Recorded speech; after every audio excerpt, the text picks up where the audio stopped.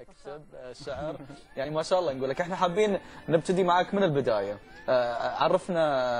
عرفنا كمان ان ورثت الفن عن والدك وجدك، خبرنا اكثر عن هالموضوع، بدايتك مع الفن. شوف، انا والدي وجدي شعراء من زمان، فانا من يوم ما اتولد انا بقرا شعر يعني. ف حاجه موجوده قدامي من صغري، فحقيقي ورثتها منهم. وكان عندي من ايام المدرسه حب التمثيل. حلو. بس ما كانش عندي الفرصه ما يعني مثلتش مسرحيات للمدرسه؟ كان يعني في عمل واحد بس لا يحتسب يعني. عمل صغير. كلنا مثلنا مسرحيات. كنا بنتلكك بقى في المدرسه عايزين نمثل. فبعديها كانت اول فرصه كانت مع المخرج ماهر خاجه فيلم غرفه 5 الحمد لله.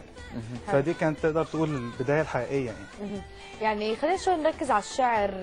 قلت لانه يمكن جدك ووالدك كانوا بيحبوا الشعر، فهي يمكن انت ورثت هاي الموهبه من عندهم. يعني امتى انت وعيت على حالك او حدا نبهك انك انت بتمتلك هاي الموهبه ولازم تنميها اكثر واكثر؟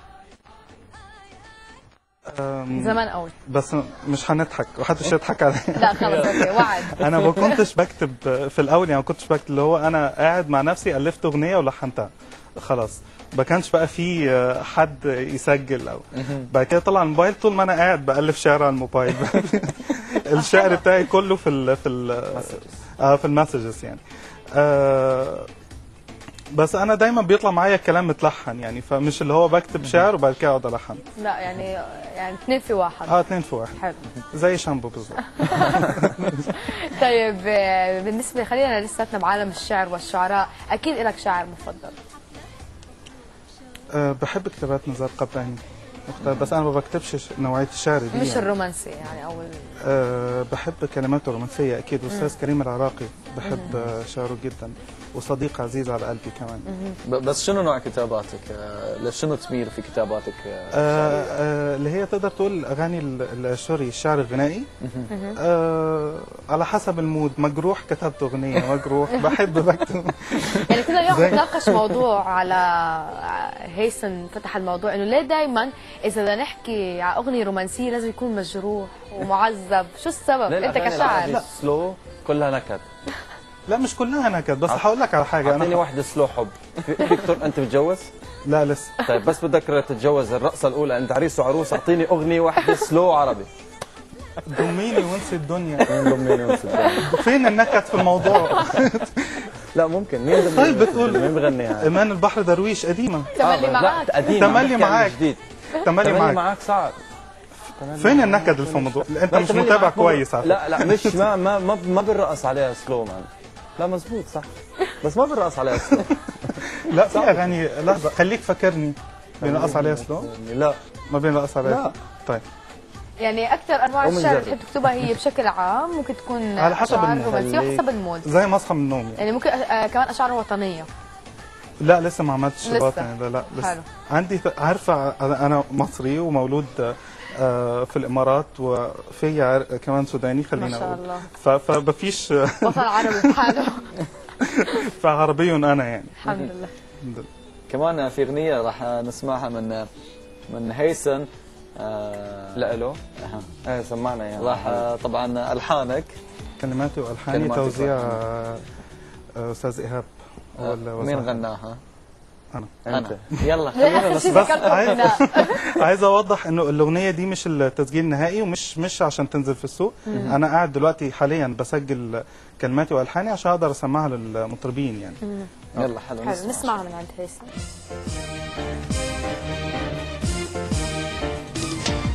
وارسلت لك ويا الهوى قلبي الوحيد اللي ملكه، وديت لك وياه روحي وقلت لك لا تتركه، وارسلت لك ويا الهوى قلبي الوحيد، وهديت لك وياه روحي وقلت لك لا تتركه، ما بين جرح والثاني جرح. طيب في شويه مغنيين او لك اعمال فنيه موجوده بالسوق اوريدي مع مغنيين، فيك تخبرنا اكثر عن التجربه؟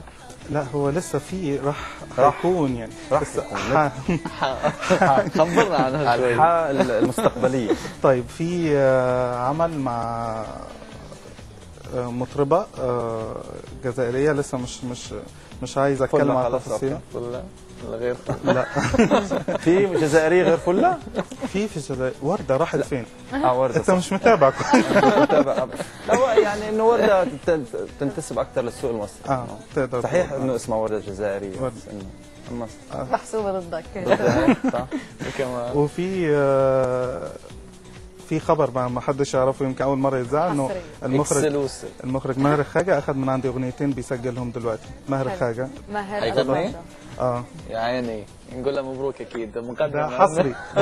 كلماتك والحانك ولا؟ كلماتي والحاني باذن الله. حلو. يعني شو شعورك لما انت عم تقدم كلمات والحان من صنعك لفنانين؟ شو بكون شعورك؟ حلو لما تكوني بتحبي حاجه وتسمعيها او تشوفيها حد غيرك بيعملها او بيقدمها، عشان ده بيديكي ثقه لنفسك اكتر. يعني بيديكي تقدري تقولي احساس انه اللي انت بتعمليه ده حاجه كويسه يعني. الثقه هذه من وين؟ هل في هناك ناس تحسهم دائما معك، دائما يدعمونك، دائما يقدمون لك نصائح؟ في الحمد لله. يعني انا في بدايتي في ناس دعموني معنويا كتير قوي ما اقدرش انساهم. في الاستاذ اسامه الفا الصحفي اللي اكيد اكبر تحيه، بكن له كل احترام وتقدير، من الناس اللي وقفوا جنبي معنويا كثير جدا. وفي الاخت العزيزه الله يرحمها رجاء بن مليح، كانت من اكثر الناس اللي اشادت بموهبتي. يعني انا متذكر هي كان تربطني بها علاقه صداقه واخوه. في يوم سمعتها احد الالحان كنت لسه يا دوبك عاملها وبكلمها في التليفون، بعد ما خلصت قالت لي محمد انت في يوم من الايام هتبقى معروف، بس افتكر انه رجاء قالت لك كده، كانها كانت عارفه ان هي مش هتكون موجوده وقتها. فالله يرحمها. حقيقي في كل نجاح بحققه بفتكرها. يعني محمد اكيد شهاده الفنان رجاء بن مليح الله يرحمه، وايضا اعلامي زي اسامه الفا شهاده كثير مهمه. نرجع للاغنيه اللي سمعناها من عند هيثم، هي اغنيه ايقاعها خليجي. شو سبب اختيارك انه هالاغنيه تكون خليجيه؟ أنا مسجل مجموعة، مسجل مصري، مسجل خليجي، لسه ما كتبتش لبناني. طريق يعني عربيا أنا فعلا عربيا حلو. لا لأنه اللهجة الخليجية بالنسبة لي أنا بحب اللهجة الخليجية، وبعدين أول دور عملته الغرفة الخامسة كنت بكلم فيه خليجي.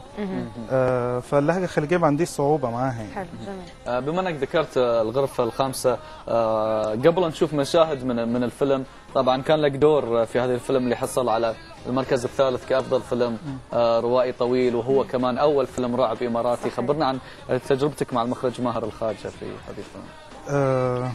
كانت تجربة مختلفة جدا، وبجد من خلال البرنامج عايز أوجه شكر لماهر، لأنه ماهر كان رافض تماما انه يجيب اي حد من الوسط معروف، عشان كان عنده مبدأ انه مش عايز الناس تدخل الفيلم عشان فلان موجود او فلانه موجود، عايز الناس تتفرج على الفيلم عشان العمل حلو.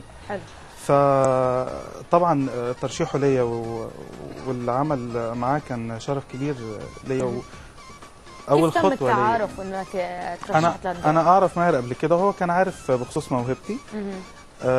فوجئت ان هو مره قال لي محمد تعالى عشان بنعمل كاست عشان بنختار الممثلين.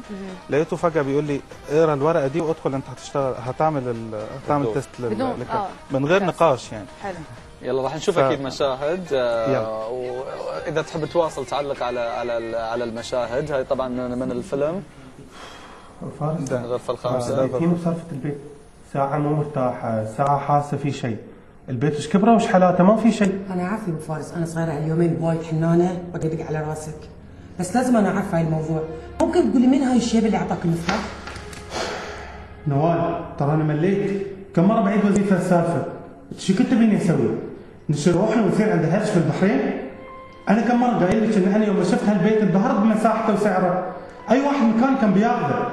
انت ما في شيء في هالبيت عدلك، من ما جينا هالبيت وانت خايفه، من شو ما ادري. لا تزعل مني يا ابو فارس، الموضوع فيه شيء، احسنا ما ادري يعني في شيء غلط. من الاخر خشب في البيت شيء طبيعي، بيبان تراثيه برا شيء وايد طبيعي، اصوات، جن، اي شيء يصير في هالبيت اعتبريه طبيعي. لازم تبدين تتاقلمين على هالبيت، ولازم تعرفين ان هالبيت بنتم ياسين فيه احنا والعيال لين ما يخلص بيتنا. الحمد لله ان انا بسافر وافتك من هالسالفه.